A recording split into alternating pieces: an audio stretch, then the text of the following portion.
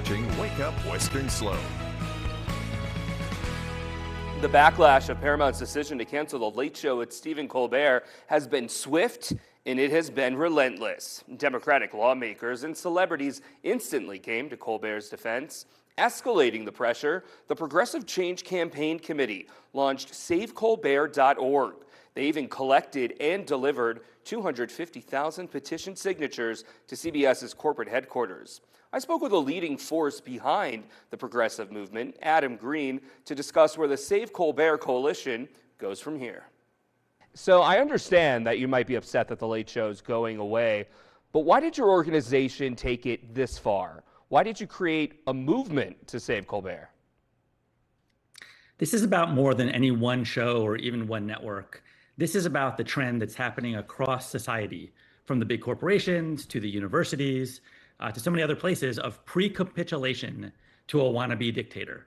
And one of the first rules of tyranny is you don't obey in advance. So it was very troubling to see CBS give Donald Trump $16 million, put it in his pocket, as opposed to contesting a bogus lawsuit that he had against CBS. And then to pile on by canceling Colbert, one of the biggest critics of Trump, is just one more indication that we have a problem in America right now. Well, CBS says that the decision, as you know, was purely financial and not political. And in their defense, they're allowing shows like South Park to ridicule Trump. Why are you convinced that this is purely a political move when we see reports coming out that the show has been losing at least $40 million a year? How do you justify that? Yeah, well, Stephen Colbert has very publicly debunked and criticized this $40 million number. But even assuming something like that was true, what we've seen since the cancellation is that Stephen Colbert, who was already #1 in late night, has seen his ratings climb 30%. So he's trouncing all the other networks by more.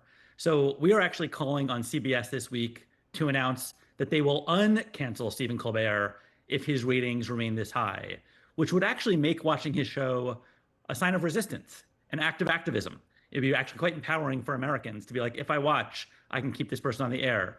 You keep bringing up the part that, Colbert criticized the $16 million, and that seems to be something that your group is actively, fighting against. And I understand why your group would fight against that and charge against that decision. But I do have to say, on that July 14th episode of The Late Show, where Colbert condemned Paramount for settling the lawsuit, he specifically called, which you said, a big fat bribe.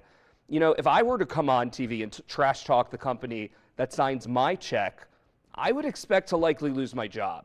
So even if his comments, did lead to the show's cancellation, even if it was the straw on the camel's back, why do you believe Colbert should be able to keep his job when the average person in America likely wouldn't be able to after trashing their company? So it would be refreshingly honest if CBS actually said, we were mad that he criticized our big fat bribe. They don't have clean hands, given that they're trying to pay off Trump $16 million in order to grease the wheels of an $8 billion merger that would make their owners even more rich. And, if you really want to get in the weeds, there's something called whistleblower laws in America where people have responsibility. I think we all have a patriotic duty at this point to resist. Well, hold on. Can I just interrupt you there? You said whistleblower laws. That was public knowledge. How's he a whistleblower for calling something a bribe that was public knowledge? He didn't blow the whistle there.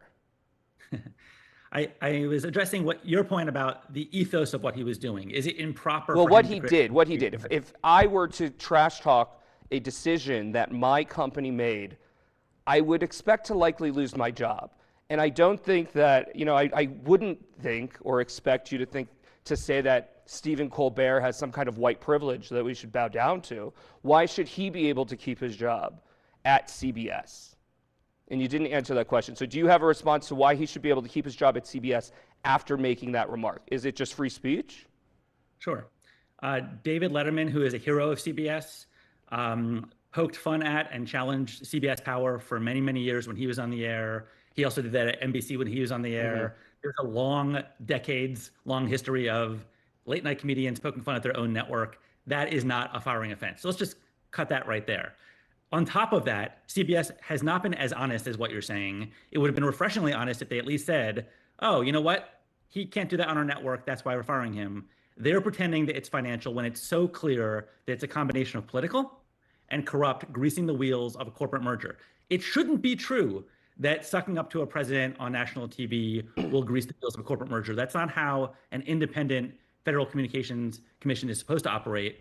But it's a sad emblem of what our current government is, that whether it's universities or law firms, or in this case, CBS, feel the need to basically pay off Trump and silence critics. And that's why there's hundreds of thousands of people taking action at savecolbert.com and .org to make sure that we show that there was a negative PR downside for corporations that bow in advance. Understood. And there are a lot of people in your camp. I will say there are a lot of people who are very upset by this, are very troubled by this, and want to see Stephen Colbert stay on air. You mentioned that his ratings are up. Why do you want him to stay on CBS, though? Like, why are you not saying, you know what, CBS, get rid of him, fine. Colbert, start a podcast, do something else. Why is it that you want him to stay at CBS? Is there a particular reason? Now, as I said, this is about more than one show and more than one network. It is the principle that he should not be canceled for speaking truth to power and really calling out this thing that we're seeing across society of people putting money in Donald Trump's pocket in order to get results. If they offered him his job back and he said, you know what, I'm going to start my own network or do a podcast, there would not be 260,000 people now signing a petition at Save Colbert. No, I understand that you're making a freedom of speech argument here. I understand that. I think that freedom of speech doesn't necessarily equal freedom of consequence, though, which I think could have possibly happened. Again, CBS is claiming something differently. I understand your fight. I applaud your fight. Anyone who has a passion, I definitely applaud that. And again, I want to bring up, as we wrap up, 250,000 people signed this petition in a fast amount of time, in lightning speed. You delivered this to CBS headquarters. What was their reaction? It was fascinating. The day before our delivery, was able to walk right into Paramount's corporate headquarters, go right up to the front desk. When we came back the next day, having well advertised that this delivery was coming, there was a wall of guards there to receive us. Now, we were able to deliver our petitions. We were given assurances that it would go up to the CEO's floor. But that said to me that it's working, that just like the Tesla protests worked, just like Republican politicians canceled their town halls when people came out, CBS is aware of the public pressure. I'm proud to say we're over 260,000 people who have signed at savecolbert.org now.